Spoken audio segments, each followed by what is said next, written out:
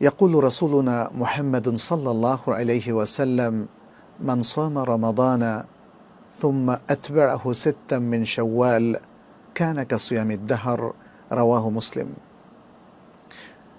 আমাদের প্রিয় রাসূল মুহাম্মদ সাল্লাল্লাহু আলাইহি ওয়াসাল্লাম বলেছেন, যে ব্যক্তি রমাদানের সিয়াম পরিপালন করল এবং তারপর শাওয়াল মাসের 6 রোজা রাখল, তাহলে তার সিয়ামটা যেন সারা বছরের সিয়ামে পরিণত হলো, অর্থাৎ সারা বছরের সিয়ামের ফজিলত সে অর্জন করল।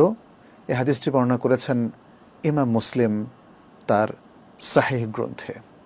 এই হাদিস থেকে স্পষ্টই প্রমাণিত হলো যে রমাদানের সিয়াম পালনের পর পরবর্তী মাসের শাওয়াল মাসে যে কোনো সময় ঈদের দিন ছাড়া, ঈদের দিনের পর থেকে 6টি রোজা পূর্ণ করা, এটি বড় ধরনের একটি ফজিলা এবং এর মাধ্যমে সারা বছর সিয়াম রাখার ফজিলত অর্জিত হয়। এক্ষেত্রে শাওয়াল মাসের একদম শুরুর দিকে সিয়াম শুরু করাটাই উত্তম।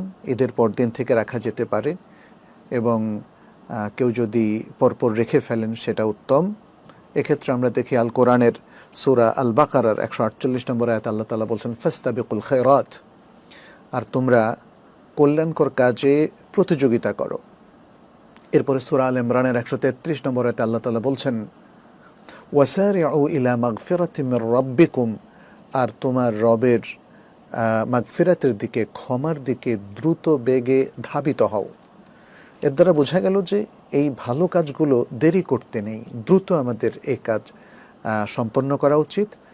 এবং এখানে শাওয়াল মাসের সিয়ামটাকে আমরা ফেলে না রেখে আমরা যদি দ্রুত সম্পন্ন করি, তাহলে কোরআন সুন্নাহর যে প্রাথমিক এবং প্রাইমারি দিক নির্দেশনা সেটা পরিপালিত হয়।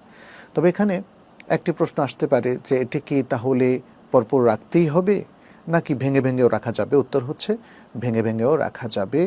এখানে তাতাবুর বা ধারাক্রমিকভাবে একাধারে 6 দিন রাখাটা জরুরি নয়, যদিও সেটা উত্তম।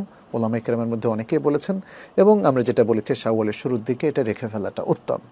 দ্বিতীয় আরেকটি প্রশ্ন এখানে আসে, সেটি হচ্ছে অনেকেই শারঈ কারণে, অসুস্থতার ফলে অথবা সফরের কারণে কিংবা মেয়েরা তাদের মাসিকের কারণে রমাদানের কিছু সিয়াম ভেঙে ফেলেন এবং সেটা শরীয়তে জায়েজ। এখন শাওয়াল মাসের এই 6 রোজার আগে কি তারা সেই রোজাগুলো কাজা করবেন, নাকি রোজা কাজা না করেই তারা শাওয়ালের 6 রোজা রাখতে পারবেন?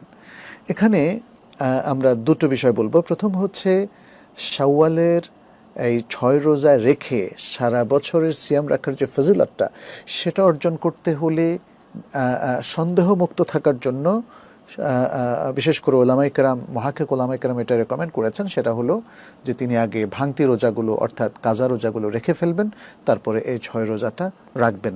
তাহলে নিঃসন্দেহে রাসূল সাল্লাল্লাহু আলাইহি ওয়াসাল্লামের হাদিসের আলোকে তিনি সিয়ামুদ্দাহর বা সারা বছরের সিয়ামের ফজিলতটা পাবেন।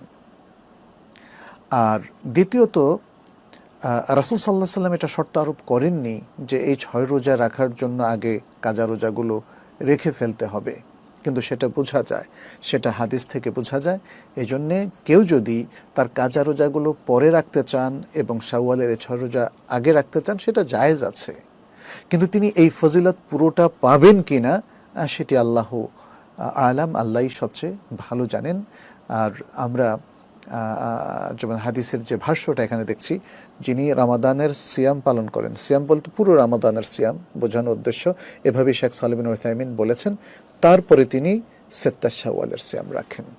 ফলে আমরা বলবো যে পুরো সওয়াবের জন্য আপনি আগে কাজা রোজা করবেন। আর যদি আপনি মনে করেন যে আপনি পূর্ববর্তী রমজানের আগে যে কোনো সময় কাজা রোজাগুলো রাখবেন, তাহলে শাওয়ালের 6 রোজা রাখতে শরীয়তে কোনো বাধা নেই, বরং সেটা জায়েজ, এভাবে ওলামায়ে কেরাম বলেছেন।